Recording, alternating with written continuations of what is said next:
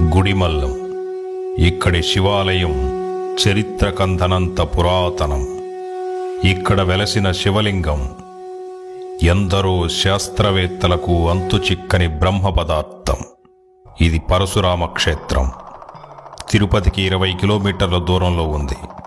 ఇక్కడ వెలసినటువంటి శివలింగం ప్రపంచంలో మరి ఏ శివాలయాలలోనూ లేని విధంగా మానవ లింగాకారంలో ఉంటుంది.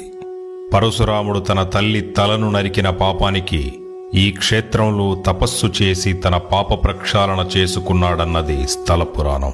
ఈ శివలింగం ప్రత్యేకత ఏమిటంటే, ఎంతో మంది శాస్త్రవేత్తలు, ఆర్కియాలజీ డిపార్ట్మెంట్ వాళ్ళు ఎన్నో పరిశోధనలు చేసి చివరకు ఈ శివలింగం తయారు కాబడిన శిల ఏదైతే ఉందో అది ఈ భూప్రపంచానికి సంబంధించింది కాదు అని నిర్ధారించారు.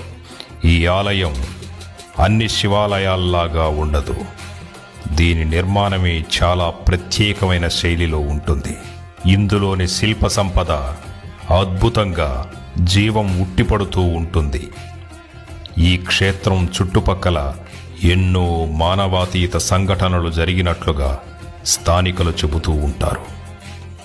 ఈ క్షేత్రం ఎన్నో అద్భుత విశేషాలకు నిలయం. ప్రతి 60 సంవత్సరాలకు ఒకసారి ఈ క్షేత్రంలో పాతాళ గంగ పైకి వస్తుంది.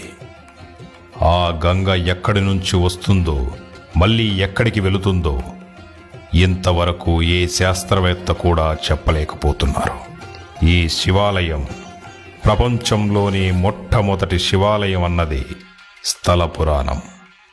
ఈ ఆలయం పరిసర ప్రాంతాల్లో ఆకాశంలో ఎన్నో విచిత్రమైన మానవాతీత సంఘటనలు జరుగుతాయని ఆ ఊరి ప్రజలు చెబుతూ ఉంటారు. తిరుపతి చుట్టుపక్కల ఉన్నవాళ్ళు లేదా తిరుపతికి వచ్చేవాళ్ళు తప్పకుండా ఈ అద్భుతమైన క్షేత్రాన్ని దర్శించుకోవడానికి ప్రయత్నించండి. మీకు జీవితంలో ఎంతో అద్భుతమైన అనుభూతిని, మానసిక ప్రశాంతతని ఈ క్షేత్రం అందిస్తుందన్న దాంట్లో ఎటువంటి సందేహమూ లేదు. ఓం నమః శివాయ.